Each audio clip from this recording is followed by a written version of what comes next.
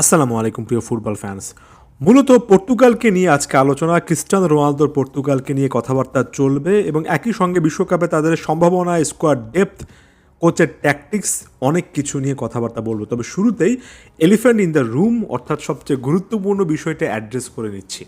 দেখুন, Cristiano Ronaldo যে ক্যালিভারের footballer, তার সময়ের অন্যতম সেরা একজন ফুটবলার, তাকে কেন্দ্র করে পর্তুগাল আরও একবার বিশ্বকাপে মিশনে যাবে, এটা নিয়ে বিন্দুমাত্র কোনো ডাউট নেই। তবে একই সঙ্গে এই জিনিসটা সত্য, ক্রিস্টিয়ানো রোনালদো কি জাতীয় দলে কিংবা ওভারঅল তার ক্যারিয়ারে প্রাইম টাইমটাকে পেছনে ফেলে এসেছেন কিনা সেটা নিয়ে বিস্তর আলোচনা চলছে।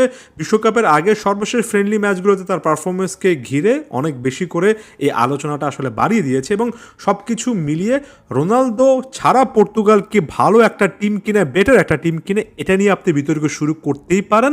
তবে একই সঙ্গে আমি আপনাকে এই বিষয়টা মনে করিয়ে দেব, ক্রিস্টিয়ানো রোনালদোকে বাদ দিয়ে নাম্বার 9-এর ওই পজিশনটাতে বা স্ট্রাইকারের সে পজিশনটাতে আপনি আসলে কাকে রাখবেন। গনসালো রামোস যদি তার ক্লাব ক্যারিয়ার কিংবা জাতীয় দলের ক্যারিয়ারটাকে আরেকটু বেশি করে গুছিয়ে নিতে পারতেন, তাহলে হয়তোবা প্রলিফিক একজন গোল স্কোরার হতে পারলে সেই পিওর নাম্বার 9 বা ডিবক্স কেন্দ্রিক একজন প্লেয়ার হিসেবে সেখানে তিনি ক্রিস্টিয়ানো রোনালদোকে রিপ্লেস করতে পারতেন। আমার কাছে আলোচনাটা এখানেই শেষ হয়ে যায়। পর্তুগালের ফাইনাল থার্ডে ক্রিস্টিয়ানো রোনালদোকে রিপ্লেস করার মতো এখন পর্যন্ত প্লেয়ার আমি দেখি না। তাই আপনি তার ফর্ম নিয়ে, তার বয়স নিয়ে যত রকমের সমালোচনা করুন না কেন, সেখানে কয়েকটা যুক্তি যদিও খাটে, তবে সবচেয়ে বেশি করে যে জিনিসটা খাটে সেটা হচ্ছে জাতীয় দলের ফুটবল ইতিহাসে সর্বোচ্চ গোল স্কোরার ক্রিস্টিয়ানো রোনালদোকে রিপ্লেস করার মতো সেরকম প্রোফাইল আমি এই দলটাতে দেখি না। একই সঙ্গে রোনালদোর যে একটা ইনফ্লুয়েন্স, তার যে একটা অরা, সেটাকে ডিবাঙ্ক করার মতো কোনো রকমের লজিক খুঁজে পাই না। আমার কাছে 2026 বিশ্বকাপ 41 বছর বয়সী ক্রিস্টিয়ানো রোনালদোর পর্তুগালেরই, যদি পর্তুগাল 22 বিশ্বকাপের পরে রোনালদোকে রিপ্লেস করার মতো যথেষ্ট প্রোফাইল এখানে নিয়ে আসতে পারতো, তাহলে হয়তো বা রোনালদোর রাইভাল ফ্যানদের এই কথাবার্তা, এই যুক্তিগুলো অনেক বেশি করে খাটতো। আচ্ছা, এই ব্যাপারটা অ্যাড্রেস করে নেওয়ার পরে এবার যদি আমরা একটু পেছনের দিকে যাই, এখানে ফাইনাল থার্ডে অপারেট করতে পারেন এরকম প্লে মেকার হিসেবে একজন ফার্নান্দেস রয়েছেন, ব্রুনো ফার্নান্দেসের কথা বলছি। দুই সাইডে রাফায়েল লিয়াও এবং বার্নার্ডো সিলভার মতো ট্যালেন্ট রয়েছে। বিশেষ করে রাফায়েল লিয়াওর পেসের কথা মনে রাখতে হবে, বার্নার্ডো সিলভার এখানে অভিজ্ঞতার কথা বলতে হবে। ব্যাকআপ হিসেবে কনসাইসো, পেদ্রো নেতো, যিনি কিনা একটা ভাইটাল প্লেয়ার হতে পারেন, জোয়াও ফেলিক্স, তিনকাও, এরা রয়েছেন। মিডফিল্ডে জোয়াও নেভেস এবং স্পেশালি অনেক স্পেশালি ভিতিনা এই মুহূর্তে আমার চোখে বিশ্বের সেরা মিডফিল্ডার বা অন্যতম সেরা একজন মিডফিল্ডার। পর্তুগালের জার্সিতে ভিতিনা ভালো ফুটবল খেলছেন, তার চেয়ে বড় কথা প্যারিস সেন্ট জার্মের জার্সিতে জোয়া নেভেসের সাথে তিনি কিন্তু একটা জুটি তৈরি করেছেন। জোয়া নেভেস এবং ভিতিনার এই যে জুটিটা রয়েছে ডবল পিভট সিস্টেমে, তারা যদি এই মুহূর্তে মিডফিল্ডে সবচেয়ে প্রমিজিং একটা ডুও হিসেবে বিশ্বকাপ রাঙিয়ে তোলেন, আমি সেখানে খুব একটা বেশি অবাক হব না। পর্তুগালের কাছে সেই মিডফিল্ডটা আছে।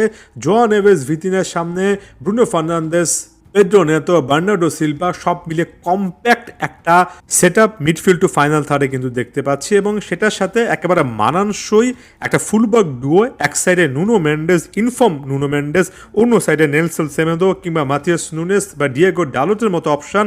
আবার জো ক্যান্সেলো, যিনি কিনা লেফট ব্যাক পজিশনে স্টার্ট করলে আবার রাইট ব্যাক পজিশনে চলতে পারেন, অর্থাৎ এক কথা বলা চলে ফুল ব্যাক পজিশনে যথেষ্ট অপশান আছে। ডিফেন্সে আপনি ইগনেসিও এবং রুবেন ডিয়াসকে সেন্টার ব্যাক পজিশন এবং গোলকিপার হিসেবে অভিজ্ঞ ডিয়েগো কস্তার কথা যদি যুক্ত করেন, তাহলে সব মিলিয়ে পর্তুগালের এমন একটা স্কোয়াড আছে যে স্কোয়াডটাকে আমি এই মুহূর্তে একেবারে হট ফেভারিট বানিয়ে ফেলছি না। তবে এই স্কোয়াডটাকে কেন্দ্র করে পর্তুগালের ফ্যানরা যে একটা স্বপ্ন দেখছেন, আরও একবার যে বড় স্বপ্ন দেখছেন, সেটার পক্ষে যথেষ্ট যুক্তি আছে। সাম্প্রতিক বছরগুলোতে, সাম্প্রতিক দশকগুলোতে পর্তুগালের কোনো একটা জেনারেশনকে যদি দ্য গোল্ডেন জেনারেশন বলা চলে, তাহলে এটাই সেই গোল্ডেন জেনারেশন। এটাই পর্তুগালের জন্য বিশ্বকাপ জয়ের কিংবা কাছাকাছি যাওয়ার সবচেয়ে সুবর্ণ সুযোগ হতে পারে। 2024-25 সালের উয়েফা নেশনস লিগের ফাইনালে তারা সেটা দেখিয়েছে। তার চেয়ে ফার কমপ্লিকেটেড একটা টুর্নামেন্ট, খুবই জটিল একটা ইকুয়েশন বিশ্বকাপে, তবে পর্তুগালের যে সম্ভাবনা আছে অন্তত সেটার কথা আজকে বলে গেলাম। রবার্টো মার্টিনেজ কোচ হিসেবে পর্তুগালে ভালো একটা দায়িত্ব পালন করছেন। প্রায় 70% অর্থাৎ 70% জয়ের হার রয়েছে। এমন একজন কোচ যিনি কিনা অ্যাটাক মেন্টালিটির জন্য বিখ্যাত, যিনি কিনা ফ্লুইড অ্যাটাকিং ফুটবলটাকে কিন্তু প্রমোট করেন। এখানে পজিশনাল ফ্লুইডিটির পাশাপাশি ওভারলোড তৈরি করার প্রবণতা রয়েছে। হাইব্রিড লেভেলের ফুলব্যাক, যারা কিনা ইনভার্টেড ফুলব্যাক হিসেবেও কাজ করতে পারেন, সেটার প্রবণতা রয়েছে। হাই প্রেস এবং ডিফেন্সিভ ব্লকের ক্ষেত্রেও তিনি অনেক সময় ধারাবাহিকতা দেখিয়েছেন। এই মুহূর্তে ছবিতে যে জিনিসটা দেখতে পাচ্ছেন, অর্থাৎ ডিফেন্সিভ একটা লাইন, ফাইনাল থার্ডে একটা লাইন, মাঝখানে একটা মিডফিল্ড ট্রায়াঙ্গল, এমন টাইপের প্রপার শেপ মেনটেন করার মতো যথেষ্ট অ্যাবিলিটি রবার্টো মার্টিনেজের এই দলটার কিন্তু রয়েছে। তবে তার মানে এটা নয় যে উইকনেস বলে কোনো কিছু নেই। আমি রোনালদো ফ্যাক্টরটাকে উইকনেস না বলে খুবই খুবই কমপ্লিকেটেড এবং স্পর্শকাতর একটা ব্যাপার হিসেবে বলবো। এখানে রোনালদোকে আসলে কিভাবে কাজে লাগানো যায় সেটার উত্তর রবার্টো মার্টিনেজকে কিন্তু আসলে খুঁজে বের করতে হবে। এই ক্রিস্টিয়ানো রোনালদো পর্তুগালের জন্য সবচেয়ে বিগেস্ট স্ট্রেন্থ হতে পারেন, এই রোনালদো পর্তুগালের জন্য একটা উইক লিঙ্ক হতে পারেন।